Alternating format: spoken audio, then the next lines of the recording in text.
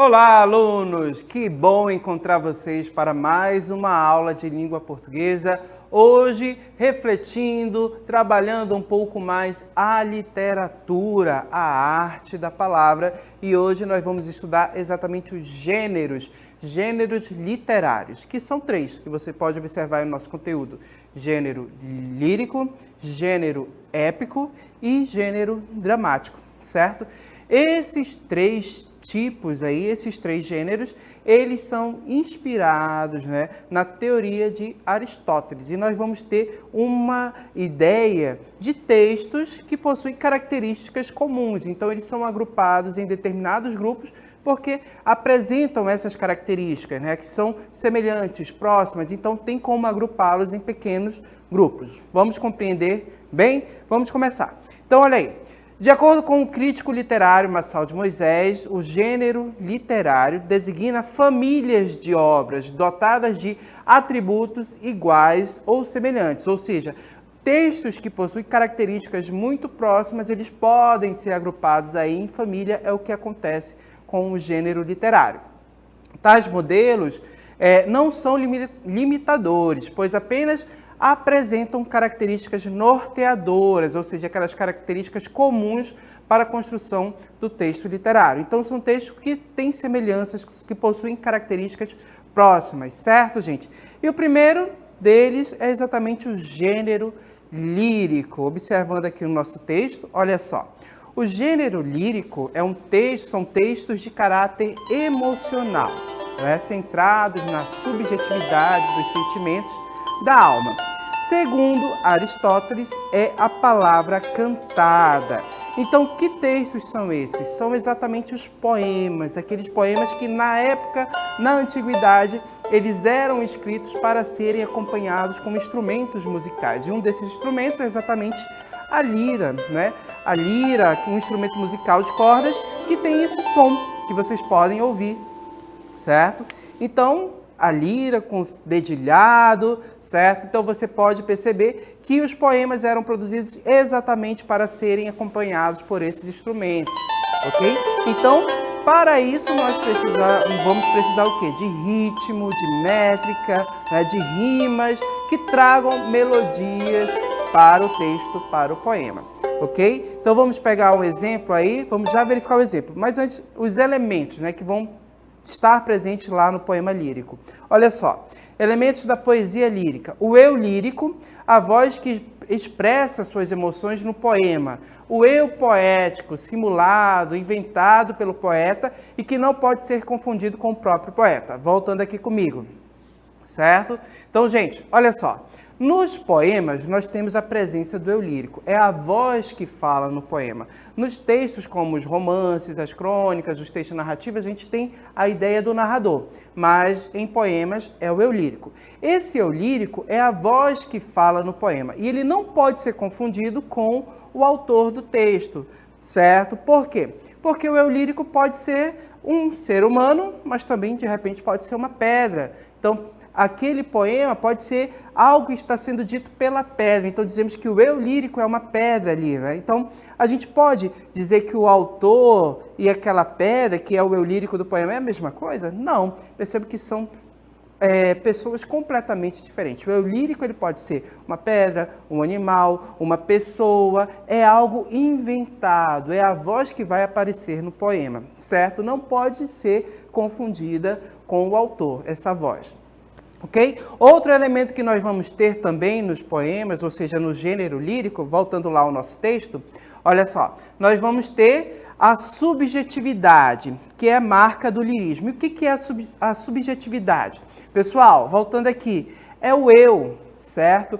É aquilo que eu sinto. Então, perceba que nesses textos do gênero lírico, você terá a voz do eu, ou seja, alguém falando seus sentimentos, expressando seus sentimentos, demonstrando as suas emoções. Então, isso é a subjetividade no gênero lírico. E para isso, nós vamos ter uma marca linguística. E que marca é essa? Observem aí no nosso texto. É exatamente, olha só, a marca linguística que nós vamos ter, só voltando aqui ao nosso texto anterior, Olha só, sabemos que a subjetividade é a marca do lirismo, então é a poesia da primeira pessoa, certo? Do tempo presente. Primeira pessoa, eu. Então percebo que os verbos estarão conjugados, flexionados na primeira pessoa. Eu fiz, eu sou, eu sinto. Então os verbos estarão flexionados sempre aí nessa primeira pessoa, ok?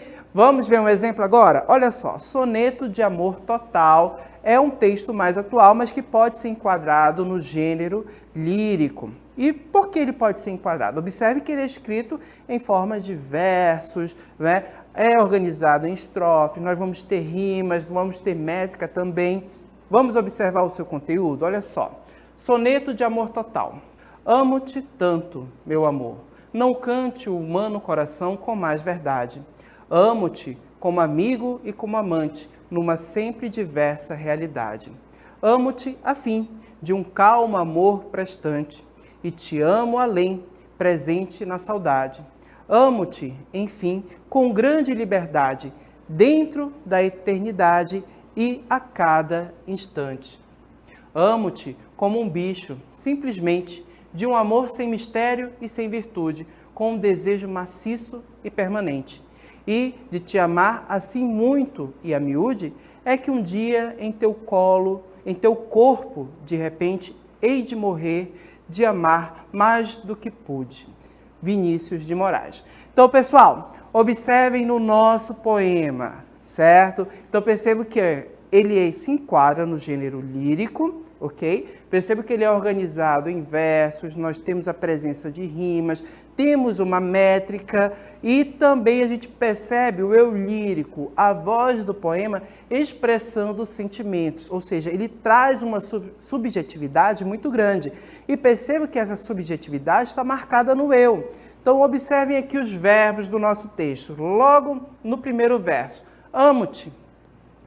Esse verso aqui, ou seja, esse verbo neste verso está flexionado na primeira pessoa. Quem é que ama? Eu amo, certo? Eu amo você. Então, observe que o verbo está na primeira pessoa. Isso já está marcando subjetividade. Ele está expressando o sentimento que ele sente, ou seja, que o eu lírico está sentido pela pessoa amada. E percebe que é um sentimento intenso, né? Amo-te como amigo, amo-te como alguém que ele gosta muito. Então, percebe que em todo o corpo do texto, a gente tem essa ideia desse amor sendo expressado, sendo dito a outra pessoa. Ok? E isso é a subjetividade presente no texto. Os verbos aqui em primeira pessoa e o eu lírico expressando os seus sentimentos. Então, o gênero lírico é exatamente isso. É o texto que vai trazer para a gente uma grande subjetividade, que vai ter a presença do eu lírico escrito na forma de poemas, certo? Então, percebo que essas são as características comuns de textos do gênero lírico, ou seja, que são enquadrados nesse grupo de textos, ok? Vamos ao próximo? Então, vamos ao próximo gênero, que é exatamente o gênero épico, certo? Que é épico, fantástico. Então, percebo que o gênero épico são narrativas sobre fatos grandiosos centrados na figura de um herói. Segundo Aristóteles, a palavra narrada, ou seja, narração, nós vamos ter personagens, vamos ter ação, fatos ocorrendo em uma linha do tempo.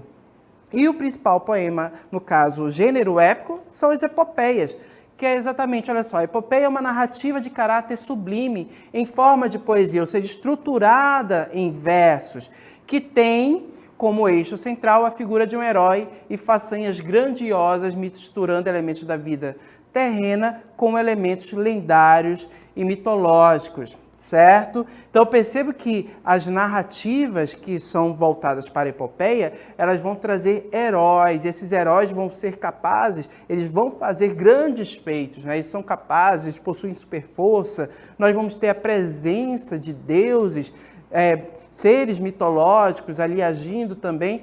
Então, tudo isso vai caracterizar um poema, no caso, o gênero épico. Vamos lá para as características? Olha só. Nós vamos ter a aventura de um herói e suas façanhas guerreiras, tendo como, no caso, pano de fundo, a história de povos e civilizações. Então, esses poemas eram escritos para exaltar, certo? Determinados povos, determinadas civilizações da antiguidade, os seus feitos, né? A sua cultura e exaltar, ou seja, mostrar de forma heróica. Vamos ter a presença do maravilhoso, ou seja, aqueles seres mitológicos, deuses interferindo, em determinado momento ajudando o herói, certo?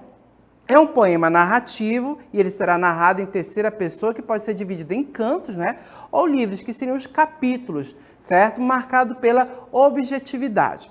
E pode apresentar as seguintes partes. Nós vamos ter introdução, invocação, narração e epílogo, né? Que são essas partes que compõem uma epopeia clássica. As epopeias clássicas que vocês conhecem, as epopeias de Homero, Odisseia e Ilíada, né? Que irão tratar aí das aventuras dos nossos heróis, a Guerra de Troia, nós vamos ter envolvidas aí nessas questões, ou seja, nessas obras. E em língua portuguesa, a epopeia mais famosa que nós vamos ter é exatamente Os Lusíadas. Olha aqui Os Lusíadas. Escrita por Luís Vaz de Camões, canta a pátria portuguesa personificada na figura de Vasco da Gama. Os Lusíadas, minha gente, vai exaltar o povo português. E qual feito do povo português é digno de uma epopeia? As grandes navegações, né? A descoberta para os caminhos, ou seja, a descoberta do caminho para a Índia, também vão estar presentes aí na figura de Vasco da Gama, ou seja, os portugueses que foram os primeiros que desbravaram os mares. Então, esse feito é escrito, é colocado lá em Os Lusíadas para exaltar o povo português. O povo português em si é o herói deste texto, certo? E ele é configurado, ou seja, ele é representado ali pelo próprio Vasco da Gama. Olha um exemplo aí do canto primeiro. Cessem do sábio grego e do troiano as navegações grandes que fizeram. Cale-se de Alexandro e de Trajano a fama das vitórias que tiveram. Que eu canto o peito ilustre lusitano, a quem Netuno e Marte obedeceram. Cessem tudo que a musa antiga canta, que outro valor mais alto se levanta. Certo? Então, gente, observem aqui. Logo nos primeiros versos, a gente tem referências à mitologia, a gente tem referências a generais romanos, certo? As vitórias desses homens que tiveram, mas perceba que tudo isso daí não é comparável, ou seja, não chega nem próximo do que os portugueses fizeram.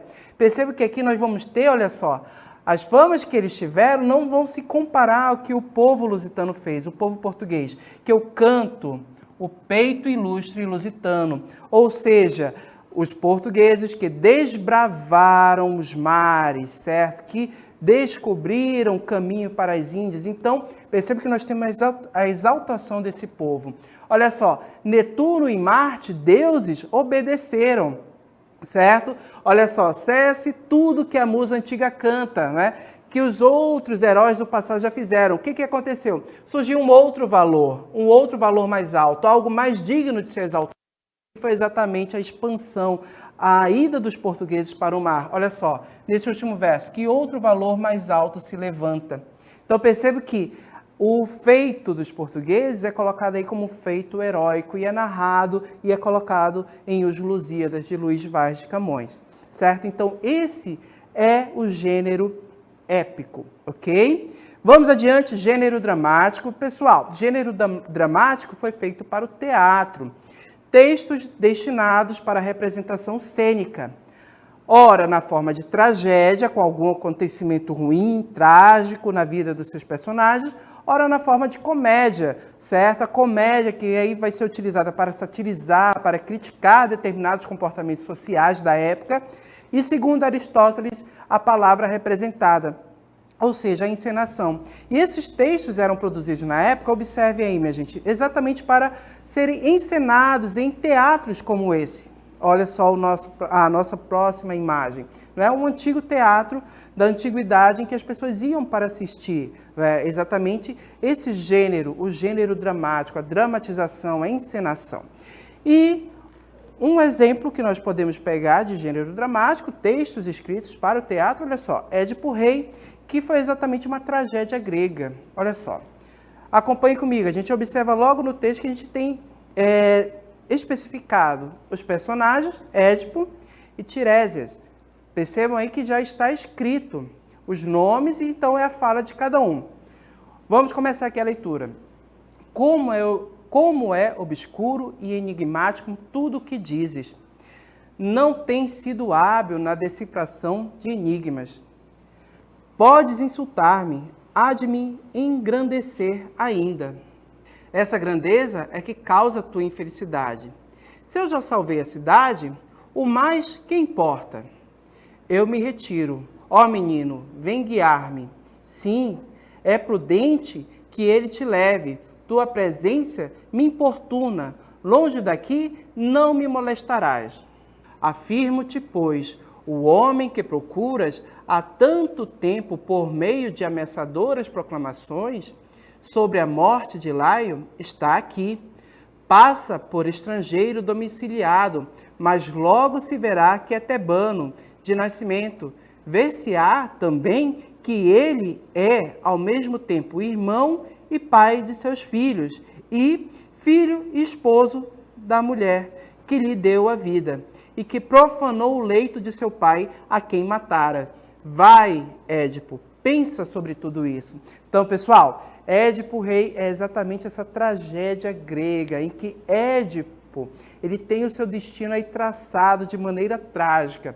Percebam que ele vai matar o próprio pai e irá se casar com a própria mãe. Olha o conflito, a situação que é gerada aí nesta situação. E a gente percebe que o desfecho não é favorável, não é tão legal para o nosso personagem. Certo? Então, esse é um texto aí do gênero dramático. Características rapidinho, olha só. Atores no espaço especial apresentam por meio de palavras e gestos um acontecimento, encenam. Textos em forma de diálogo, divididos em atos e cenas. Descrição do ambiente, ou seja, a descrição daquele ambiente que a cena irá ocorrer, certo? Situação antes de cada ato. Sequência de ação dramática, constituída de exposição, conflito, complicação, clímax e desfecho, certo? Então, essas são as características aí de um texto dramático, ou seja, um texto do gênero dramático, ok? Então, vimos aí os 3 tipos de gêneros literários, né? Segundo Aristóteles. Vamos agora ao nosso exercício. Com vocês agora.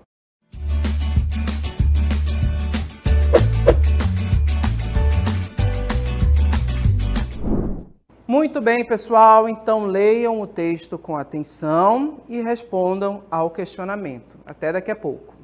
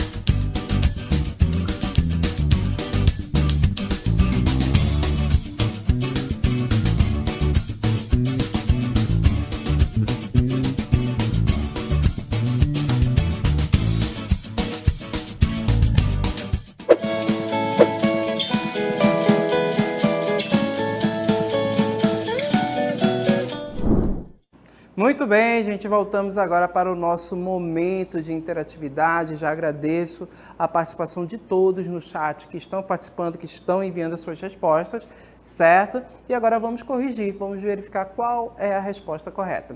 Então vamos aí. Soneto de fidelidade. De tudo ao meu amor serei atento, antes e com tal zelo, e sempre e tanto, que mesmo em face do maior encanto, dele se encante mais meu pensamento. Quero vivê-lo em cada vão momento, e em seu louvor hei de espalhar meu canto, e rir meu riso e derramar meu pranto, ao seu pesar ou seu contentamento. E assim, quando mais tarde me procure, quem sabe a morte, angústia de quem vive, quem sabe a solidão, fim de quem ama, eu possa dizer do amor que tive, que não seja imortal, posto que a chama, mas que seja infinito enquanto dure. Então, pessoal, um texto de Vinícius de Moraes, Soneto de Fidelidade, com base nele. O texto pertence ao gênero lírico. Por quê? Então, a gente já tem a afirmação. É um texto que pertence ao gênero lírico, eu quero saber o motivo, o porquê, certo? Então, por que esse texto? Qual alternativa vai trazer a explicação, me dizer o motivo desse texto pertencer ao gênero lírico? Vamos analisar as alternativas. Letra A. Possui um caráter emocional centrado em subjetividade. Olha, na letra A já a gente já encontra subjetividades, certo? E emocional. Lembram? O texto do gênero lírico é o texto do eu, né? Do eu lírico, aquele texto que vai trazer uma grande subjetividade, os verbos em primeira pessoa. Observe que quando a gente volta no texto rapidinho aqui, olha só, eu possa, só nesse verso aqui que a gente já identifica, primeira pessoa, verbo na primeira pessoa. Então é o eu expressando sentimentos, ok? Então a gente tem uma subjetividade muito grande, o texto é escrito em versos, então a gente já até encontra a resposta da nossa questão, exatamente aqui a letra A, certo? As demais, por que não pode ser? Rapidinho, assume um tom narrativo ao expressar seus sentimentos? A gente teve uma narração, acontecimentos, fatos que foram ocorrendo em uma linha temporal? Não, não pode ser letra B. É destinado para representação cênica em teatros? Não, a gente nem percebe a presença de personagens, como nós vimos lá no texto dramático. O eu lírico representa um herói de façanha grandiosa? Também não, certo? E letra E, essa letra D está mais para o poema épico, certo? Letra E, apresenta aspectos dramáticos nos versos da terceira estrofe, certo? Será que a gente tem esse aspecto dramático? Não, é aquele eu lírico que quer afirmar o seu sentimento, que quer afirmar com certeza o amor que ele tem pela outra pessoa. Então, a alternativa correta, a letra A, confirmando rapidinho a resposta aí, ó, letra A, e o comentário. O texto é um soneto que volta-se para a expressão de sentimentos do eu lírico em relação à pessoa amada. Desse modo, possui um caráter emocional centrado em subjetividades, como as expressas nos versos: de tudo ao meu amor serei atento e quero vivê-lo em cada vão momento. Ou seja, aquele amor que o eu lírico sente para a pessoa amada. Perceba que ele expressa isso de forma intensa, subjetiva. Ok? Então, essa foi a nossa aula. Agradeço a participação de todos e espero encontrá-los em outra oportunidade. Até lá, gente. Tchau.